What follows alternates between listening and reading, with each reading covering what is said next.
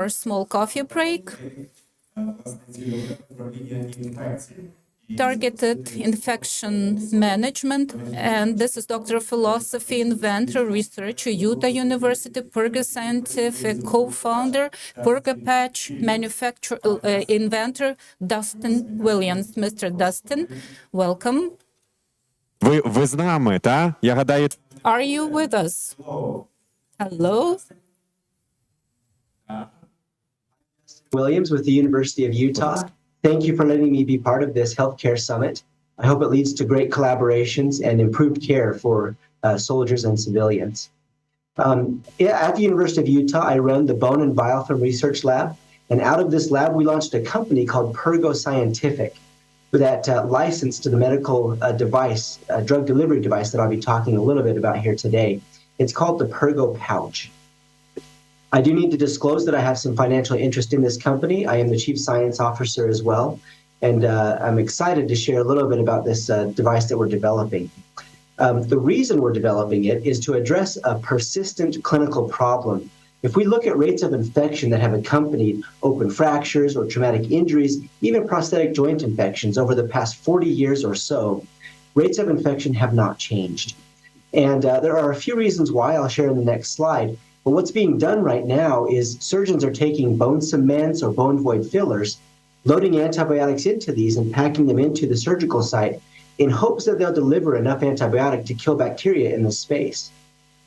They're so desperate for a solution, they're also taking direct antibiotic powders and sprinkling them directly into wounds, like Parmesan cheese on spaghetti, in hopes that they'll kill bacteria to a degree that the infection will be managed. But what we're seeing and what surgeons are doing really is not working well, and we need a better solution. And there are some reasons why the current approaches are not working well. If we look at dirt, for example, and a traumatic injury, when a traumatic injury occurs, dirt can contaminate that wound site. If we go outside and grab a handful of dirt, in that handful of dirt are living bacteria that dwell in biofilms. And biofilms are communities of bacteria that come together, work together, and are very tolerant to antibiotic therapies. And so at the point of injury, if dirt gets into that wound site, it's immediately contaminated with bacteria that live in these biofilms, creating immediately recalcitrant infections. In addition to this problem with biofilms being in that space, vasculature is compromised in these traumatic injuries. So if I get a shot of antibiotic in my arm or I pop a couple of pills of antibiotics, they're going to distribute throughout my entire system, but they might not reach sufficient levels to kill the bacteria that live in a biofilm in that injury site. Also, they might not even get to that site because the vasculature has been compromised. So developing a technology that can provide local high-dose antibiotic therapy in these injury sites would be beneficial. And that's what we're working on with the Purgo pouch. The Purgo pouch comprises an antibiotic reservoir that is filled with antibiotic solution, and the white membrane that you see here controls the rate of release of antibiotic across that membrane. It's also an independent device that can be placed essentially next to can be placed essentially anywhere in the body next to hardware that's implanted or an infection that has developed. So that's another beneficial aspect, is it's a standalone device. It can also sustain antibiotic delivery over an indefinite period of time. And we've shown a lot of this data. I'll share a graph here in just a moment showing that it does sustain the antibiotic delivery. But to share a video to kind of give you an idea of how this device works, initially this video is going to show you the different parts and components of the Purgo pouch. It has this rate controlling membrane that's really kind of the brains of the device. We use a trocar to surgically place the Purgo pouch by creating an exit site for the catheter that's connected to it. We put the device body into the wound site, and if you desire, the surgeon can suture this in place, kind of lock it in place so it doesn't move around in the wound site, cut away the trocar, bring in a barbed connector and a needleless connector that creates a refilling port. We initially make sure that there aren't any leaks in the device, which is standard procedure for any kind of ballooning device, suture it closed, and then we come in with a concentrated antibiotic solution. And over about a 24-hour period, the antibiotic diffuses across the membrane. It does not require pumps or batteries to diffuse. It's by passive diffusion and a concentration gradient-driven process. So we can deliver local high-dose antibiotic therapy directly to the wound site and achieve a greater concentration of antibiotic in this site than you might be able to achieve with systemic antibiotic therapy. We repeat this process on a daily basis. So after 24 hours, the depleted solution is removed. We come back in with a concentrated solution and do that repeated for up to 30 days. On that last day, we remove the final depleted solution as well as the refilling port. We pop the suture anchors, and as we've deflated the device, it collapses down to the same diameter as the catheter tube and can slip right out of the exit site that we created with our trocar. So that gives you a visual representation of how the device goes in, delivers drug, and comes out. We've done a lot of benchtop as well as animal testing to show that this does sustain local high-dose antibiotic therapy. And I won't go into details just for limitations of time, but of course, I'd be happy to answer any additional questions about the data collection on a more detailed level by email or another call. In general, I'd like to share just a little bit about how we collect animal data with this technology. So we first compromise the soft tissue to more closely replicate a traumatic injury scenario. As you can see, this is what a sheep leg looks like in the top right-hand corner before being traumatized with a blast injury. We then use an air cannon. There's a sheep underneath this blue tarp. We use an air cannon to create about a 300-pound punch of forced air, which immediately creates soft tissue trauma, as you can see in the lower right-hand picture. We then go in and create an incision and make osteotomized fractures on the bone surface to more closely replicate, again, a traumatic injury of an open fracture.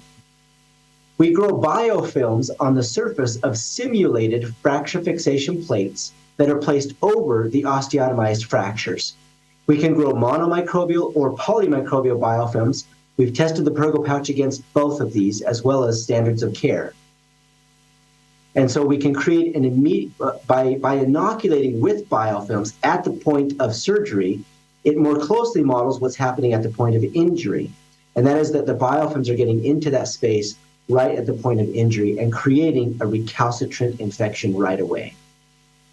We can then go in and add local therapies, such as stimulant beads, which are loaded with antibiotics, or putting direct antibiotic powders into that space, or we can put a Purgo pouch into that space immediately over the simulated fracture fixation plates.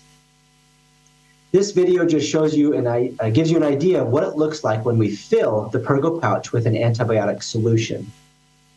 So the Purgo pouch has been surgically placed underneath the skin. You can see how it's swelled up, and it holds pressure and immediately will begin to deliver its antibiotic payload across that membrane into the local tissues and fluids to more effectively kill bacteria.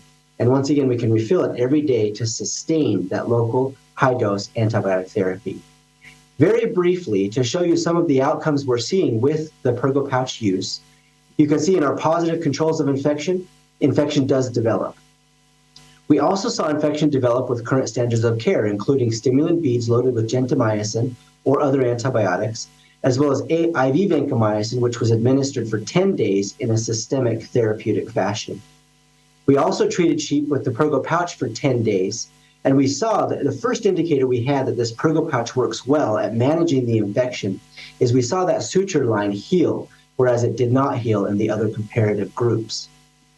This gives you an idea of what the tissue looks like subdermally.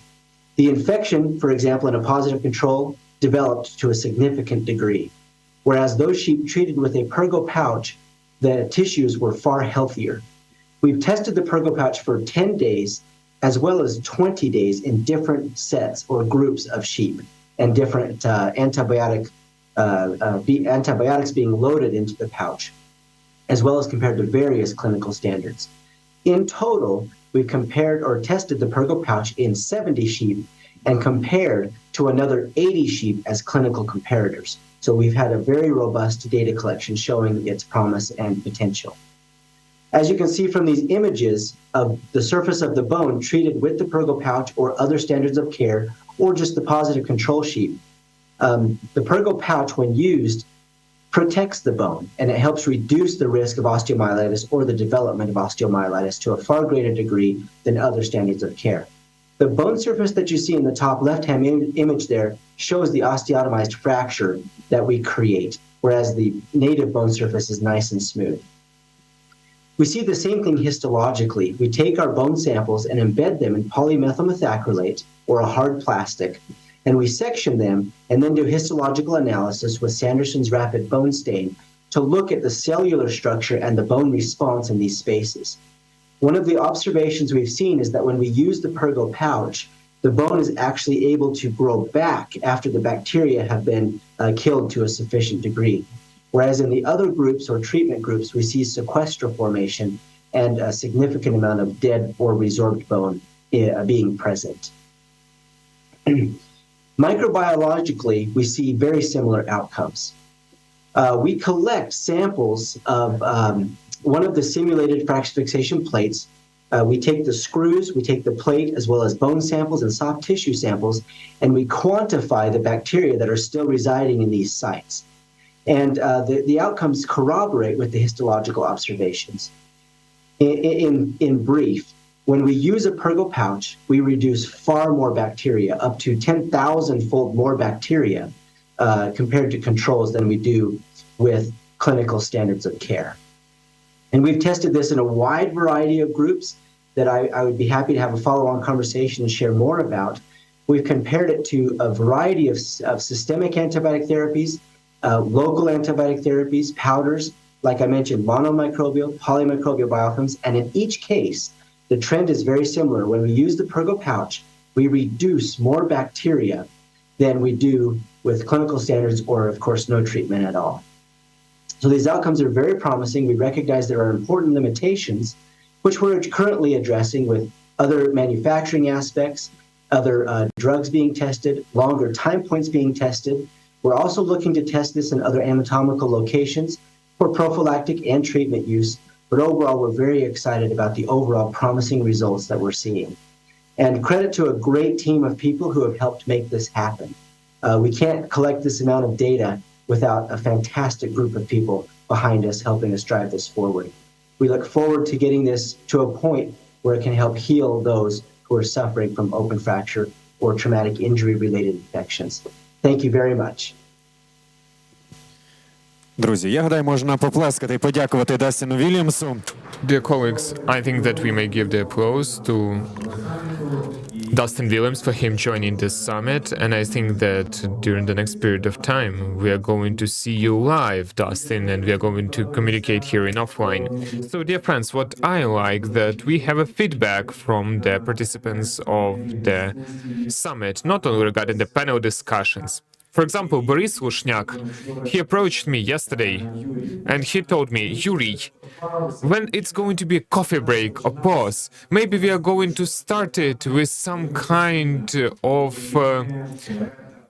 poems which were written by an artist, philosopher, public person, Taras Shevchenko. So Boris, for everybody, yes, we are going to do that. And right now, the quoting of a poem of Taras Shevchenko. Поплескайте собі, Let's give an подякуйте вам applause to за all of вас. us. Well, І ми thanks everybody. оголошуємо And we are невеличку going перерву to на have a каву. short Кава coffee брейк, break. після So цього coffee break, and after that we invite you to get back and to join to our panel.